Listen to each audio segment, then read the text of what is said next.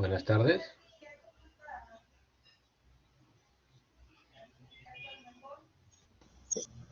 Doctor, buenas tardes. Buenas tardes, chicos. 2 minutos empezamos la clase como está programada. ¿Ok? Yo voy a empezar a compartir mi pantalla en un minuto, ¿ok? Está bien, doctor.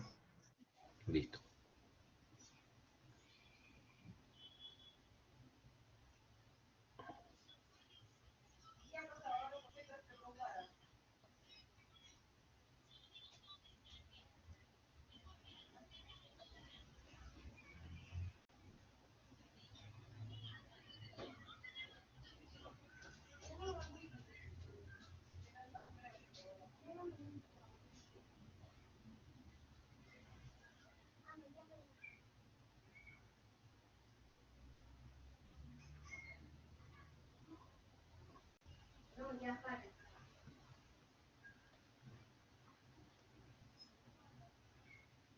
Muy bien.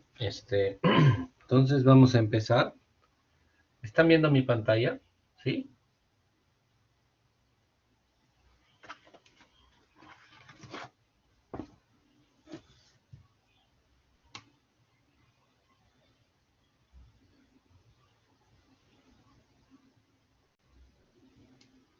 Chicos.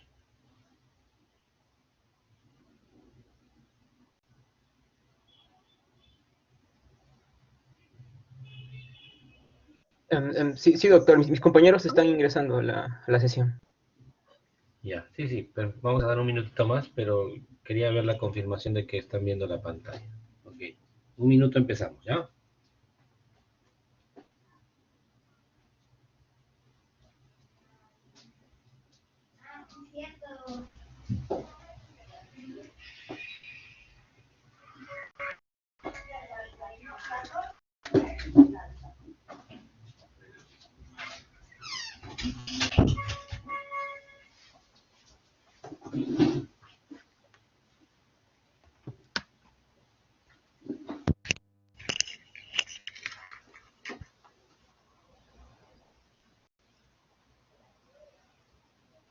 Buenas tardes.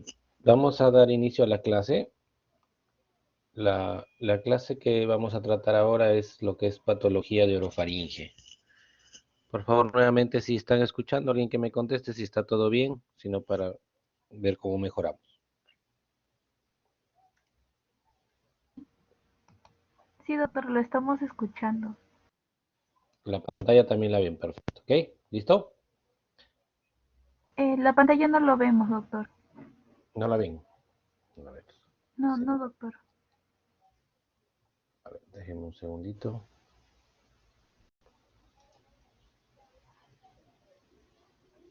Mm,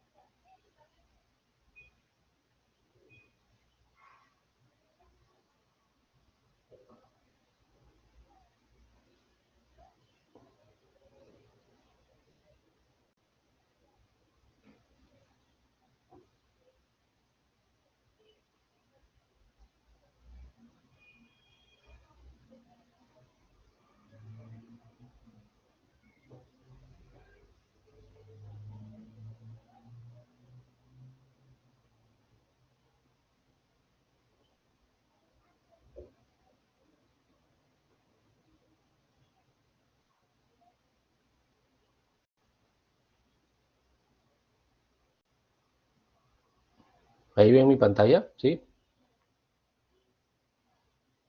Todavía, doctor, no lo podemos visualizar. Ahora sí, doctor. Ya. ¿Ahora sí? Sí, doctor, ahora sí lo podemos ver. Perfecto. Entonces empezamos. Entonces, la patología de orofaringe que vamos a tratar, como sabemos, es principalmente vamos a abordar los temas de patología de amígdalas, ¿no? Ya que es una estructura muy importante localizada en lo que es la zona de la orofaringe. Vamos a tratar un poquito patologías infecciosas, obstructivas y tumorales, ¿no? Entonces vamos a hacer una pequeña revisión de lo que es la anatomía del orofaringe y las patologías como amigdalitis aguda, crónica, los abscesos periamigdalianos y retrofaringios, la patología que trata la hipertrofia amigdaliana, el tratamiento quirúrgico y algunos tumores de orofaringe. Entonces, es importante entender la anatomía de la orofaringe, ¿no? Su ubicación, sus límites y sus paredes, ¿no? Entonces sabemos, la orofaringe es el músculo membranoso, ¿no? Que le va a dar paso al bolo alimenticio y al aire, ¿no? Entonces, para nosotros ubicarnos y no confundirnos de cuando escuchamos los términos faringe, rinofaringe, orofaringe, hipofaringe, etcétera, la orofaringe tiene una pared superior que va a estar conformado por lo que es el cabum o la rinofaringe, que es la desembocadura de la nariz, ¿no? La parte más posterior, y el paladar blando. La pared inferior está a la altura del hueso hyoides, ¿no? Lo que conforma la hipofaringe. A partir de ahí es la hipofaringe. La pared anterior está dada justamente por la úvula, ¿no? A nivel de los pilares anteriores, lo que da ya el límite de la cavidad bucal con la orofaringe. La pared posterior está formada por la musculatura faríngea y el espacio prevertebral. Y además tenemos la pared lateral donde ya encontramos la amígdala palatina propiamente dicha, ¿no? Aquí observamos también un esquema, el pilar anterior, pilar posterior, la amígdala, la musculatura de la pared faríngea, ¿no? El espacio periamigdaliano. Muy bien. En cuanto a los límites entre la orofaringe y la cavidad bucal, como vemos, el límite superior está conformado por el paladar, la unión del paladar duro con el paladar blando. El límite de la zona lateral está conformada por el pilar anterior. A partir de acá ya es cavidad oral, por detrás del pilar hablamos de la orofaringe. Y el límite inferior está conformado por la línea de las papilas linguales, ¿no? La B lingual, ¿no? ¿Listo? Y el hueso hyoides. En cuanto a las localizaciones anatómicas, es importante saber que en la pared anterior de la orofaringe vamos a tener el área glosoepiglótica, ¿no? Esta zona epiglotis, el área glosoepiglótica o base de la lengua, ¿no? Que conocemos. Esto es detrás de la B lingual, que es el límite con la cavidad oral o bucal, ¿no? Esto es el área glosoepiglótica, con sus valéculas, ¿no? Tenemos también la pared lateral, tenemos la fosa de la amígdala, con su pilar anterior, su pilar posterior, la amígdala propiamente dicha y el surco glosoamigdalar. En la pared posterior, que está ausente acá en este esquema, obviamente vamos a tener la pared faríngea. Y en la parte superior tenemos el paladar blando y la úvula. ¿Listo? Entonces son localizaciones anatómicas, ¿no? Que se encuentran que se encuentran en esta área. Bueno, acá nosotros vamos a ver un poquito unos cortes cadavéricos, ¿no? De lo que es la zona de orofaringe, como hemos visto, ¿no? Y una imagen en resonancia magnética, ¿no? De la misma forma. ¿Listo? Acá vemos toda esta zona es la orofaringe, ¿no? Entonces, nosotros tenemos que saber de que en esa pared lateral donde se ubican las amígdalas palatinas, reúnen en la mayor cantidad de patología de esta zona, ¿no? Entonces es importante tratarlo. Las amígdalas, saben, es una agrupación de tejido linfoide que tiene una cápsula, ¿no? Están parcialmente cubiertos por sus pilares, ¿no? Y existe un espacio entre esta zona muscular del pilar anterior, pilar posterior y la musculatura faríngea, ¿no? Este músculo constrictor superior de la faringe, este espacio se llama el espacio periamigdaliano. Este espacio cobra mucha importancia en este capítulo porque sobre él se depositan algunas complicaciones de los procesos infecciosos, sobre él también tienen que ver mucho los tratamientos, ¿no? Y también el tratamiento quirúrgico. Esta cápsula que tiene la amígdala se puede imaginar, ¿no? Como ven en este corte histológico, formando criptas, donde en estos orificios o en estas criptas se van a ir acumulando detritus, restos de alimentos, partículas que están en el aire, que se van acumulando y se van descomponiendo por las mismas enzimas de la saliva, ¿no? Y van a dar forma a como unos granitos de calcio, que lo describe el paciente muchas veces como unos granitos de arroz, ¿no? Pero estos se llaman tonsilolitos, ¿no? Esto nos habla de signos que vamos a ver más adelante de procesos inflamatorios a repetición. Lo que sí hay que saber es de que estas amígdalas palatinas son parte del anillo de Waldeyer, no es la única defensa para la entrada de los microorganismos a través de la cavidad oral, ¿no? O de la vía respiratoria alta. Pero sí son parte importante de este anillo, están presentes al nacimiento, crecen en la primera infancia, ¿no? Alrededor de la pubertad ya tiene su crecimiento, empieza una involución, hasta llegar a la vida adulta siendo tejidos atróficos, ¿no? ¿Listo? Entonces el anillo de Waldeyer es una barrera importante, ¿no? Frente a la entrada de los microorganismos, etcétera, lo que entra por vía respiratoria, ¿no?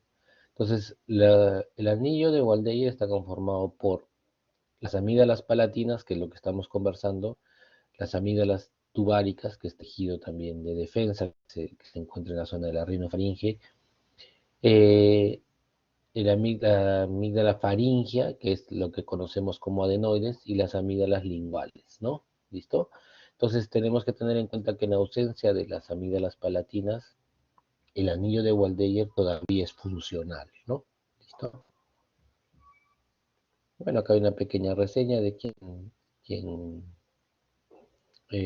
se describe el anillo de Waldeyer, ¿no? Lleva su nombre también. En cuanto a la función de estas amígdalas, sabemos que es facilitar el desarrollo de la inmunidad sistémica, ¿no? En cuanto a las infecciones recidivantes, pueden producir hipertrofia e infectar crónicamente las amígdalas, ¿no? Como vimos en esos cortes histológicos anteriormente. Entonces, cuando hay este compromiso infeccioso crónico con patología recurrente, muchas veces es necesario extirpar esas amígdalas, ¿no?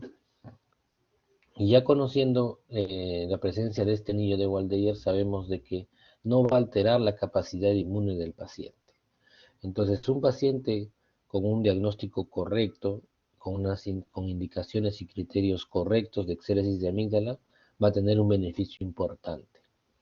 No se debe cometer el error de hacer una exéresis de amígdalas sin que cumpla los criterios correspondientes, ¿no? De lo contrario, el paciente no va a tener mayor mejoría, ¿no? Entonces acá vemos, por ejemplo, estos cortes que atraviesan la zona de la amígdala. Entonces, la amigdalitis aguda, dentro de estas patologías de orofaringe, es una de las más frecuentes, ¿no? Es de fácil diagnóstico, es un diagnóstico clínico, ¿no? Es una infección viral o bacteriana que va a afectar las amígdalas. Trae muchas veces de la mano el compromiso de la inflamación de la faringe también, ¿no? Estos procesos regularmente se pueden resolver espontáneamente, ¿no? Consideramos un paciente con una amigdalitis aguda el paciente que no sufre más de 3 episodios por año, ¿no? De 3 a menos episodios por año, consideramos estos procesos agudos y no tiene relación a que haya un signo de cronicidad. Los síntomas pueden durar de 4 a 6 días, ¿no? Se resuelven hasta los 15 días. Y los factores que predisponen, como sabemos y comúnmente se ve, es en el frío, exposiciones a temperaturas extremas, infecciones preexistentes del tracto respiratorio y trastornos inmunológicos, ¿no? Estas son algunas imágenes de cómo vamos a ver una infección o una infección aguda de amígdalas, ¿no? Amígdalas enrojecidas, úvula edematizada, ¿no? Placas supurativas a nivel de la amígdala, ¿no? En cuanto a la etiología, sabemos que los agentes virales de predominio es el influenza y el agente bacteriano más frecuente es el estreptococo beta hemolítico del grupo A, que es lo que nos va a interesar cubrir, ¿no? En cuanto al criterio diagnóstico, sabemos que es de inicio brusco, el paciente va a venir pues con odinofagia, disfagia, con un malestar general importante, con fiebre o alza térmica, ¿no? Puede haber molestias reflejas como otalgia, cefalea, vómitos, dolores articulares. En cuanto a los signos, nosotros al examen vamos a ver amígdalas congestivas, ¿no? Y o supuradas, ¿no? Sus puntos de pus, ¿no? Vamos a cuantificar el alza térmica, vamos a encontrar una temperatura mayor de 38 grados y a la palpación del cuello vamos a encontrar pues adenopatías sensibles, ¿no? Entonces, ¿cuándo nos sugiere un proceso viral o bacteriano, ¿no? Para tener la decisión de iniciar o no un tratamiento antibiótico? Regularmente, los procesos virales son más frecuentes en niños, ¿no? La duración de los síntomas son menores, ¿no? Son 3, 4 días, no más. Podemos encontrar unas pequeñas úlceras o vesículas. Las adenopatías en los niños son generalizadas, ¿no? Como todos estos procesos virales, podemos encontrar hepatoesplenomegalia. Y se asocia a un proceso de rinorrea o tos, ¿no? Claramente signos virales, ¿no? Mientras que en un origen bacteriano vamos a encontrar ya petequias en orofaringe, una úvula con mayor edema, con rojo vinoso, un exudado a nivel de las amígdalas, y los síntomas persisten más allá de 3 días, pese a que esté tomando algún tipo de sintomático, no hablamos de algún antiinflamatorio, ¿no? En estos casos nos sugiere ya, ¿no? Clínicamente que debemos iniciar antibióticos, ¿no? En cuanto a las complicaciones de la amigdalitis, podemos encontrar adenitis piógenas, puede haber una otitis media aguda, ¿no? Como complicación. Dentro de las complicaciones supurativas, encontramos que el absceso periamigdaliano retrofaringeo sí nos trae un reto y una necesidad de intervenir. Tenemos otras complicaciones ya un poquito más sistémicas, hablamos de la fiebre reumática, la glomerulonefritis, etcétera, ¿no? Debemos tener siempre en nuestra mente los diagnósticos diferenciales, ¿no? Pueden confundir con algunos procesos como la herpangina o una candidiasis, ¿no? A nivel de orofaringe, mononucleosis, sarampión, difteria, etc. Son imágenes que también van a traer como suerte de placas supurativas, pero claramente vamos a evidenciar que es un poquito diferente, ¿no? Igual las mononucleosis nos tratan estos tejidos ulcerados, vesículas, ¿no? La hepatoesplenomegalia.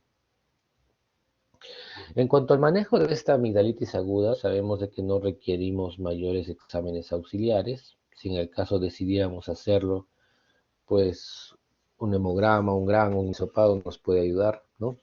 En cuanto a medidas generales, sabemos que es de tratamiento ambulatorio. Nos interesa que el paciente tenga una buena hidratación, ya que por la odinofagia o la disfagia el paciente este, deja de ingerir líquidos o su propia alimentación, ¿no? Entonces una dieta blanda que tolere es importante, ¿no? La ingesta de líquidos hay que remarcar. Y debería darse un tratamiento específico y sintomático. Eso siempre tiene que acompañar a los antibióticos, siempre tiene que acompañar terapia antiinflamatoria, analgésica, antihistamínica, etcétera. Entonces, el tratamiento de elección, pues, para cubrir el estreptococo beta hemolítico del grupo A, sabemos es un gran positivo, ¿no? Amoxicilina, penicilina benzatínica o amoxicilina más ácido clavulánico son los de primera elección. Tenemos como alternativas en pacientes que tienen alergia a estos medicamentos, pues los macrólidos, ¿no? Acitromicina, eritromicina, claritromicina, etc.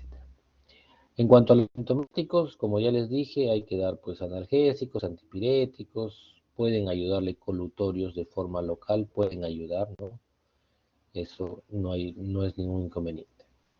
Entonces, esta es la imagen característica de una amigdalitis aguda. Vemos el edema de la úvula, el enrojecimiento de los pilares, la supuración a nivel de las amígdalas. Entonces, si nosotros vemos esta imagen, claramente vamos a entender cuáles son los síntomas del paciente, ¿no? El paciente va a venir con un malestar general, con fiebre, con disfagia y odinofagia, ¿no? Sea para sólidos o líquidos muchas veces, ¿no? Entonces, en esos casos a veces también tenemos que dar tratamientos intramusculares, ¿no? Entonces, claramente si observan esto, además de la clínica, tenemos nuestro diagnóstico, ¿no? Otras imágenes, ¿no? De la supuración,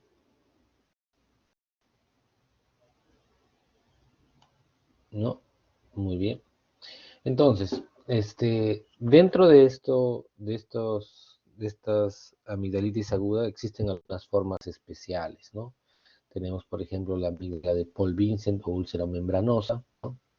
La herpangina por Coxsackie, la escarlatina, estreptococo beta hemolítico, angina herpética por herpes simple, la mononucleosis infecciosa, como vimos en esas imágenes, y la difteria, ¿no?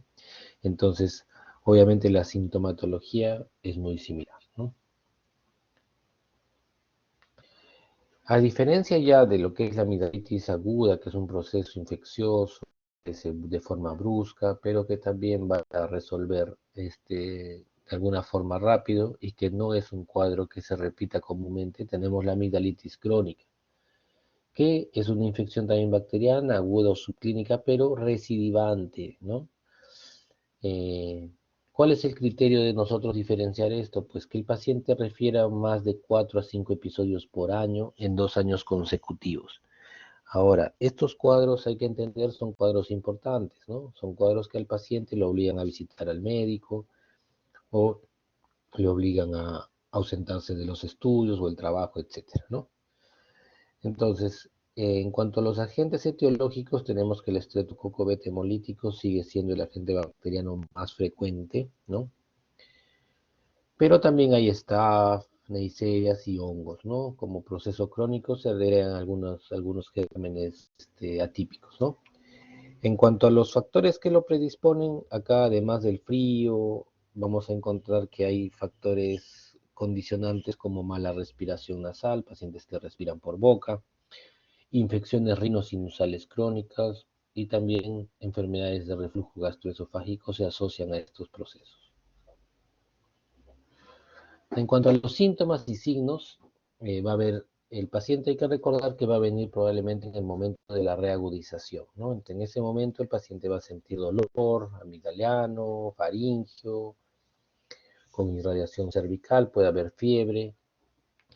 Acá se agregan sí síntomas que son un poquito más frecuentes acá, como la litosis, el mal sabor de boca, ¿no? Y los dolores osteoarticulares y poliartralgias son más comunes, ¿no? Al examen nosotros en el momento de la agudización podemos encontrar algunas placas, pero no es tan frecuente, ¿no? Sí podemos ver que hay una hipertrofia o hipotrofia de amígdala, va a haber un eritema y edema de los pilares. Los granos de calcium sí son frecuentes en estos casos, ¿no? Porque son signos de cronicidad. Puede haber presencia de ganglios submaxilares, exudado amigdaliano en los procesos, como le digo, de la reagudización, y se puede asociar a enfermedades reumáticas, nefropatías y cardiopatías, ¿no? En cuanto a las secuelas no supurativas post-estreptocócica, principalmente tenemos que mencionar la fiebre reumática, ¿no? Y la glomerulonefritis post-estreptocócica. En cuanto al manejo de esta amigdalitis crónica, sabemos que es de un manejo ambulatorio también. En algunos casos, o en estos casos, sí se recomienda ya hacer algún tipo de estudios, ¿no? Se debe pedir un hemograma, un frotis, cultivos, ¿no? Pedir lo que es la antiestreptolicina, que es una prueba para la detección de infecciones recientes por el estreptococo beta hemolítico del grupo A, y de esa forma determinar un poquito el riesgo, ¿no? Junto con los criterios de la frecuencia, poder decidir si esto requiere además de un tratamiento médico o un manejo quirúrgico, ¿no? La proteína C reactiva, BSG, también nos ayuda como marcadores inflamatorios. ¿Cuándo se hospitaliza un paciente con este problema? Obviamente cuando hay compromiso del estado general, ¿no? Hablamos de deshidratación severa, no tolerancia a los líquidos, fracaso en el tratamiento también es un criterio de hospitalización. eh, la obstrucción bucofaringea, ¿no? Y si existe un absceso periamigdaliano de difícil resolución o que requiere un manejo de antibióticos por vía endovenosa, debe hospitalizarse, ¿no? En cuanto al tratamiento, no difiere de lo otro, va a ser un tratamiento antibiótico, ¿no? Tratando de cubrir los gérmenes más frecuentes, los antiinflamatorios, los analgésicos, y acá sí se agrega una posibilidad de tratamiento quirúrgico, ¿ok?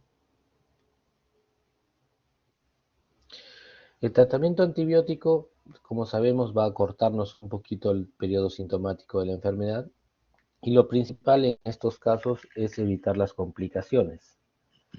En este caso, los abscesos periamigdalianos, el absceso parafaringio y las no supuradas como la enfermedad reumática y la glomerulonefritis, además de evitar las recaídas, ¿no?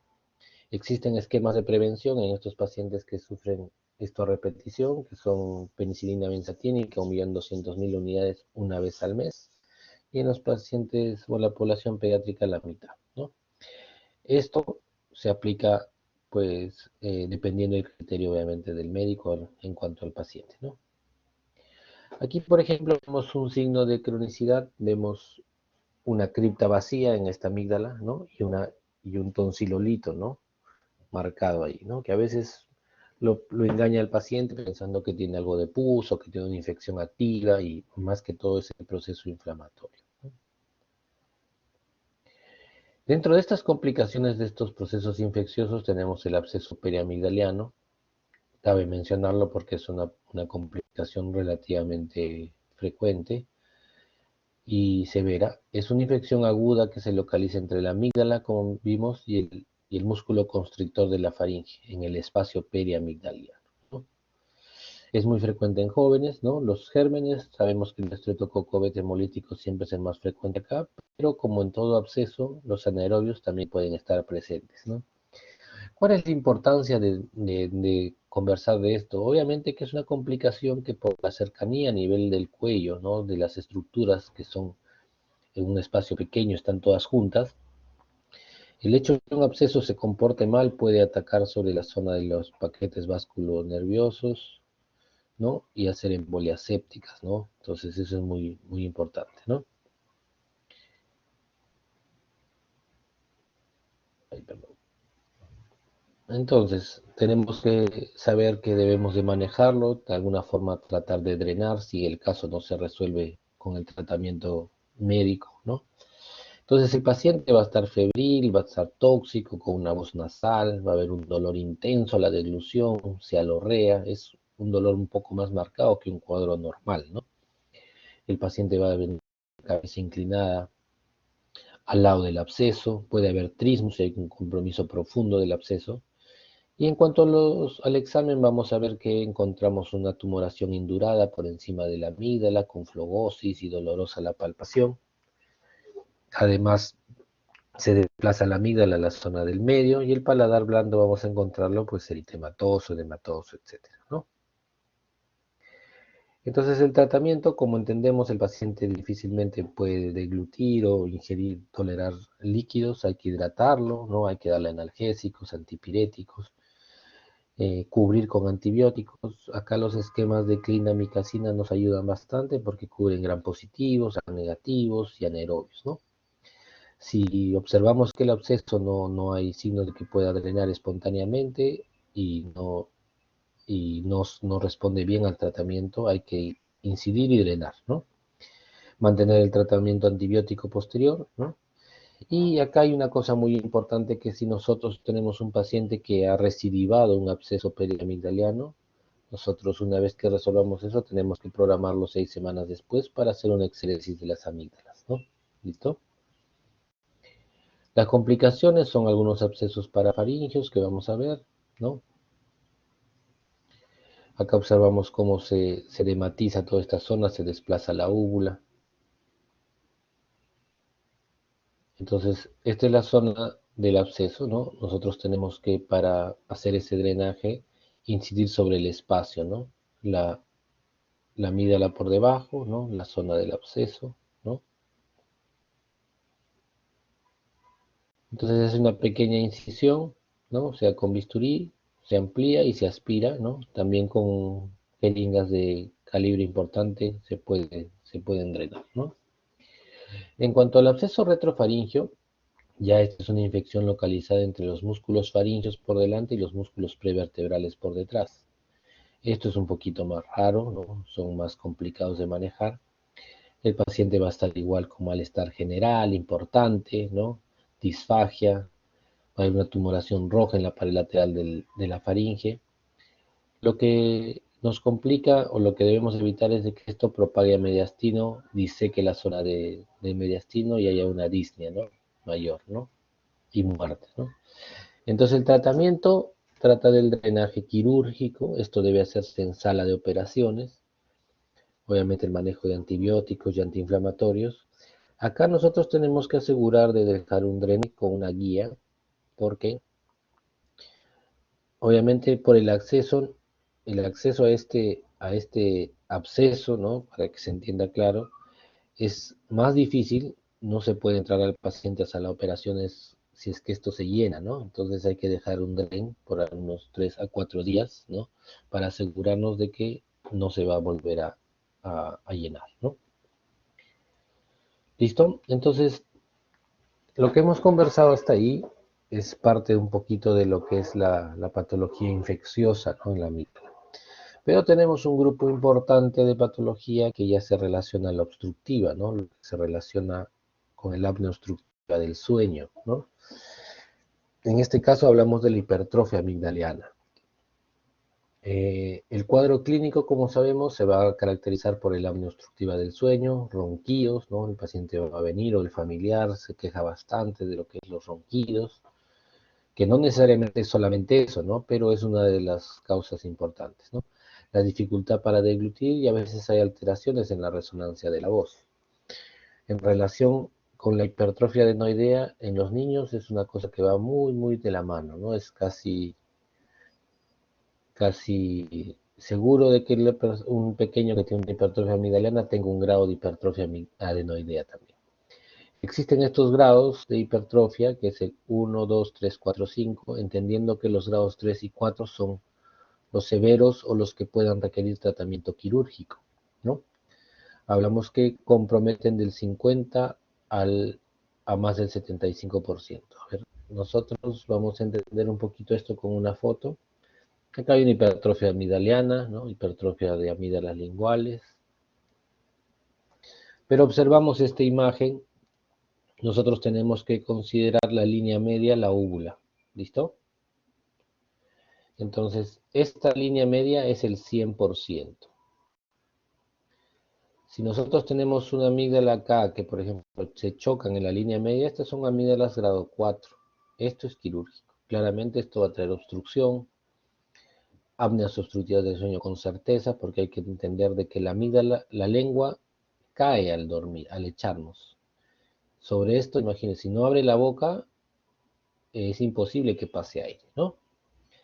Entonces va a estar durmiendo obviamente con la boca abierta. Un grado 3 nosotros consideramos acá hasta el 50%, de 50 a 75, de 75 a 100. Hasta acá es un grado 3, eso es quirúrgico. ¿Listo? Entonces, el tratamiento en estos casos ya es un tratamiento que tiene que ver con la parte quirúrgica, ¿no? La amigdalectomía. Tiene entonces indicaciones claras, ¿no? Tenemos hipertrofia amigdaliana o amigdalina, apnea obstructiva del sueño. Eso es un criterio. El absceso periamigdalino reiterativo, ¿no? La amigdalitis crónica con signos obviamente de compromiso sistémico, ¿no? Y tenemos uno más que es el crecimiento unilateral amigdalino. Eso de que estamos conversando, de una sospecha de un tumor, ¿no?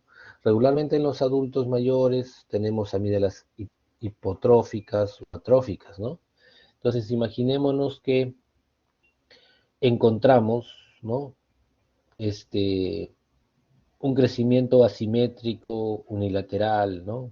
Entonces claramente tenemos que pensar que acá se puede estar escondiendo una tumoración, ¿no? Entonces esto tiene que extirparse, ¿no? Tenemos acá algunos de los instrumentales que utilizamos para lo que es la cirugía de amígdalas. Las características de este instrumental es que es alargado, ¿no? Una tijera de mayo, una metzenba, un mango de bisturí, todo alargado, ¿no? Kelis, etcétera, porque trabajamos por boca, ¿no? Y como ustedes observan acá, tenemos un abreboca autoestático, porque en la actualidad, pues se prefiere hacerlo esto con anestesia general, ¿no?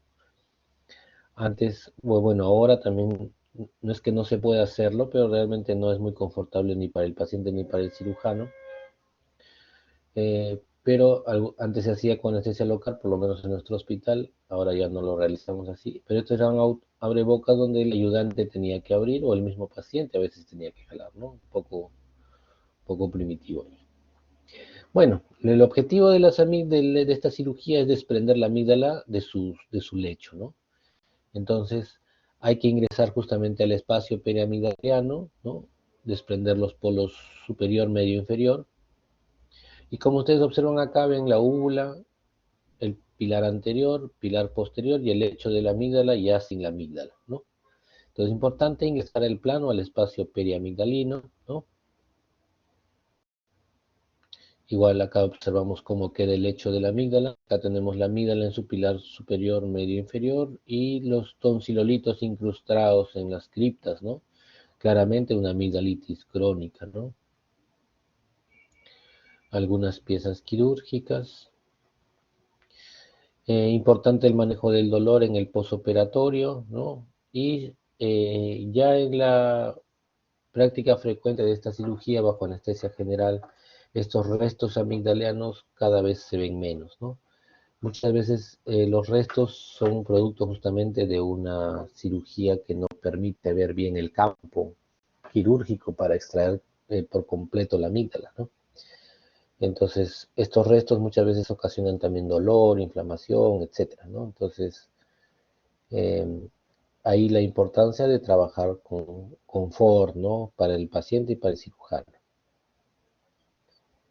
Y finalmente lo que es ya los tumores que afectan la orofaringe, ¿no? Tenemos en primer lugar los carcinomas escamosos, ¿no? Eh, Abarcan el 90% de los tumores que se presentan en esta zona, ¿no?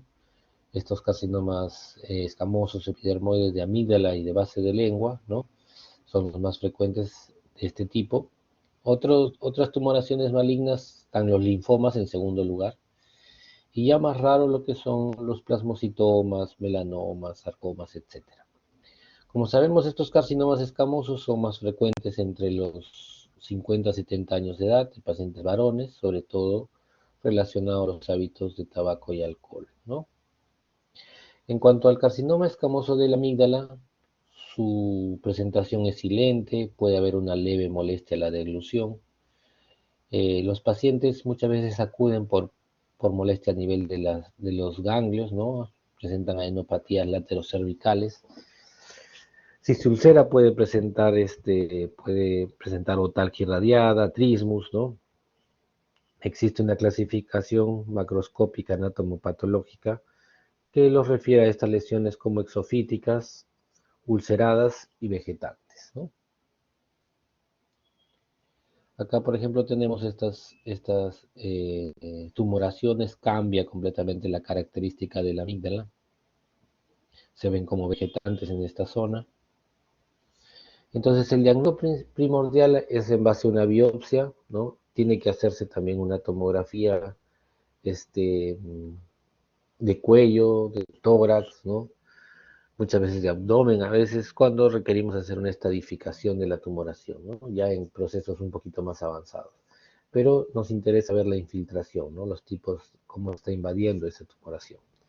En cuanto a las opciones terapéuticas, en un carcinoma epidermoide o escamoso, la cirugía está en primer lugar, de ahí sigue la radiación, ¿no? La radioterapia, y sus combinaciones son lo que se estila más, ¿no? La cirugía y la radiación para complementar. La quimioterapia sola o asociada a radioterapia ya está en un escalón más abajo, y no olvidar el tratamiento paliativo, ¿no? Muy bien, este es un estudio tomográfico, cómo se ve la tumoración ahí.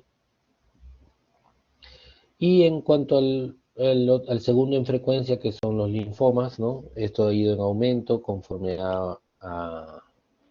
se ha incrementado la incidencia del SIDA, ¿no? Eh, Debido a que obviamente sabemos que los factores de riesgo son la inmunodeficiencia hereditaria y adquirida, ¿no? Las enfermedades autoinmunes, la exposición a fármacos y otras sustancias químicas. Tiene una asociación viral, ¿no? Eh, Son también silentes en su presentación, en su sintomatología, pero cuando ya el paciente llega al consultorio, vamos a encontrar sí una amígdala hipertrófica con un color rojo vinoso característico, muy frecuentemente encontrar ulceraciones en la amígdala, ¿no? Al momento del diagnóstico, sí vamos a encontrar adenopatías, ¿no? Y el tratamiento pasa muchas veces dependiendo, pero en primer lugar se estila la radioterapia y la cirugía como segunda opción, ¿no? Entonces tenemos acá claramente en un esquema cómo se manifiesta un linfoma, ¿no? Bastante grande, con ulceraciones en el medio, ¿no? Entonces muchas veces, o mejor dicho, se estila la radioterapia, reducir la masa de la tumoración y posteriormente se puede hacer un tratamiento quirúrgico, ¿no? ¿Listo? Muy bien, yo no sé si tienen alguna pregunta o algo para resolver, me dicen y, y los ayudamos.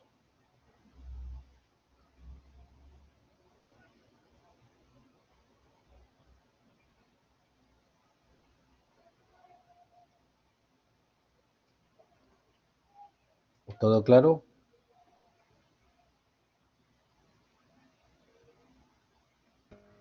Sí, doctor, todo claro. Muy bien, eso es todo entonces. Este, yo de todas maneras con mi grupo va a enviarles la exposición, si por ahora la necesitan, para que la tengan. ¿Listo?